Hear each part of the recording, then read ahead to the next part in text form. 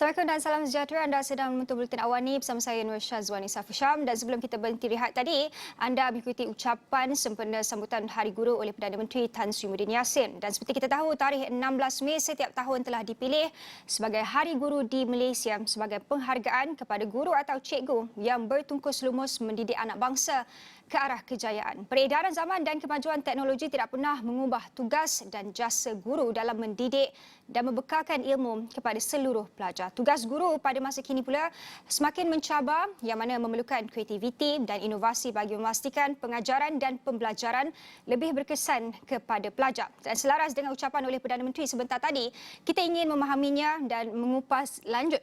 Dan untuk itu kita bersama dengan pengerusi alumni GPMS Kedah, Syamsul Baha Abdul Rani. Selamat pagi Encik Syamsul. Ya, selamat pagi Wani.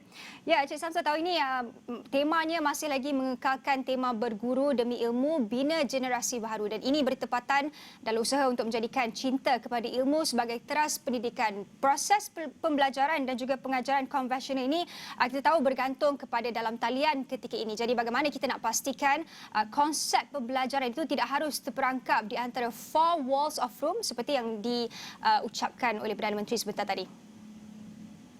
Okey, terima kasih saya ucapkan kepada pihak Eswawani kerana memberi kesempatan kepada saya, dan saya rasa belum kelewat untuk mengucapkan selamat Hari Guru kepada semua guru-guru di Malaysia. Saya tertarik dengan tema Hari Guru pada tahun ini, iaitu berguru demi ilmu membina generasi baharu. Maknanya kat sini daripada tema itu sendiri saja kita melihat bahawa peranan guru cukup besar. Sebagaimana yang dijelaskan oleh Yang Amat Berhormat Perdana Menteri sebentar tadi, bahawa guru memainkan peranan yang cukup besar untuk kemenjadian murid itu sendiri. Iaitu guru, kalau kita lihat, memainkan peranan sebagai mereka yang pendokong dan juga pemacu pendidikan negara. Dan tambahan dengan pandemik yang melanda negara, sudah pasti kita memerlukan suatu kaedah yang baru dan relevan untuk memastikan stakeholdernya, iaitu anak-anak bangsa kita, para pelajar, tidak terjejas dengan pandemik yang berlaku, dan perlunya inovasi dalam kaedah pembelajaran yang mendatang. Ya, Encik Samsul, Perdana Menteri juga ada menyatakan sejak 15 Jun tahun lepas, KPM telah mengumumkan platform baharu pembelajaran digital untuk guru, pendidik dan murid, iaitu Digital Educational Learning Initiative Malaysia atau DELIMA. Dan dalam platform ini merupakan salah satu peluang untuk para guru berusaha memperkasakan diri dalam membangunkan bahan pengajaran dan pembelajaran secara digital, dan pastinya ia memerlukan ikhtiar dan inovasi oleh guru-guru ini. Jadi untuk kita terus bergerak ke hadapan, bagaimana guru-guru ini dapat menambah baikkan lagi ruang-ruang yang ada bagi memastikan PDPR secara dalam talian ini berjalan dengan lancar. Ya, saya rasa kat sini kita semua boleh melihat. Sejak pandemik melanda, guru-guru terpaksa mengubah dengan sekelip mata kaedah pembelajaran yang konvensional selama ini, iaitu di dalam bilik darjah. Dan kita pun tak pernah terfikir, saya rasa sebelum pandemik melanda, kaedah pembelajaran telah bertukar menjadi PDPR. Dan ini merupakan bagi saya satu kesungguhan dan satu iltizam sebenarnya yang telah ditunjukkan oleh guru-guru di negara kita. Dan ini perlu diberi penghargaan kepada mereka.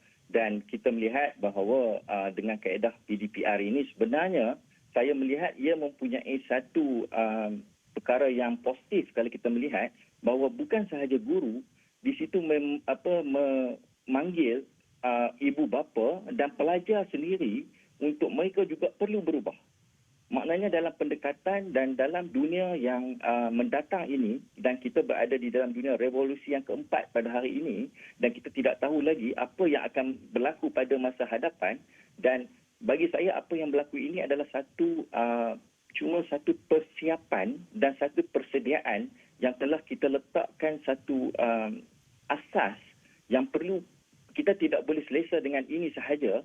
Dan dalam masa yang sama, cabaran sekarang di seluruh masyarakat sivil kita pada hari ini adalah untuk senantiasa mendepani cabaran dan memikirkan kaedah-kaedah yang kita tidak tahu lagi apa lagi yang selepas ini. Dan sebenarnya apabila berlaku PDPR ini, sebenarnya kita tahu apabila PDPR dilaksanakan sudah pasti ada beberapa perkara yang perlu ditambah baik, ya.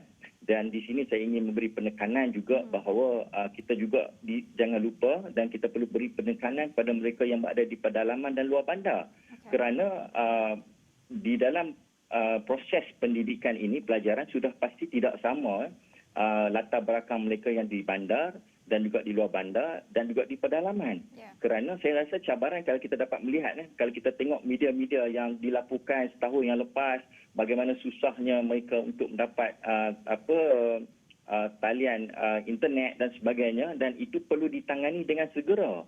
Dan ini menuntut semua pihak, bukan sahaja pihak dalam dunia pendidikan, tetapi yang saya katakan tadi adalah masyarakat sivil dan terutama sektor ketiga negara, iaitu sektor komuniti, untuk kita berganding bahu, untuk kita bersama-sama memastikan, ya, yang bagi saya yang asasnya janganlah para pelajar kita ini terjejas, ya, dengan apa yang berlaku. Itu yang saya rasa semangat yang telah cuba dilakukan oleh pihak kerajaan, dan perlu ini dan ia perlu disokong oleh kita semua untuk memastikan para pelajar mendapat pendidikan yang sempurna. Ya, Encik Samsul, kita tahu PDPR akan dilaksanakan semula selama 2 minggu selepas cuti sekolah sempena sambutan Aidilfitri ini. Dan ramai ibu bapa yang menyuarakan kebimbangan terhadap tahap keberkesanan pembelajaran anak-anak mereka. Jadi, apa yang dapat kita suarakan dalam memberi keyakinan kepada ibu bapa ini bahawa kita mempunyai guru-guru yang berkualiti dan juga berinovasi sebenarnya? Ya, macam saya katakan juga sebelum ini bahawa perkara ini perkara baru. Dan jadi saya rasa guru tidak tak nak mereka kena bersedia 100%, ya. Dan dalam masa yang sama, cabaran di sini adalah perlu pihak yang bertanggungjawab menyediakan latihan juga pada guru supaya guru senantiasa mampu mendepani apa jua cabaran. Dan bagi saya di sini dalam masa yang sama ialah maksudnya kita nampak gurulah yang akan dilihat ke depan dalam hal ini, dan mereka perlu diberi latihan secukupnya, ya, terutama dalam bidang seperti IT, bidang kaedah pembelajaran. Sebab bagi saya masih tidak sama pembelajaran di dalam bilik darjah dan juga pembelajaran secara PDPR ni ada bezanya. Dan kalau kita dulu 30-40 tahun dulu, saya rasa kita banyak terdedah dengan pembelajaran dalam bilik darjah, dan kaedahnya guru apabila bersemuka dengan kita, dia punya sentuhan itu lain, ya, itu saya akui dan kita kena akui perkara itu. Dan dalam apabila secara PDPR ini, dia merupakan, saya akui pada peringkat awal semua kekok. Pelajar kekok, ibu bapa kekok dan guru kekok. Tetapi Alhamdulillah, kita semua dapat mengatasinya dalam masa yang singkat. Walau bagaimanapun kita tidak harus berpuas hati, dan usaha penambahbaikan itu perlu terus dilakukan oleh semua pihak lah. Ya. Okey. Baik, terima kasih Encik Syamsul Baha Abdul Rani yang merupakan pengerusi alumni GPMS Kedah yang sedikit sebanyak berkongsikan pendapat sempena dengan sambutan Hari Guru 2021. Dan kita akan berhenti rehat seketika. Kita kembali selepas ini.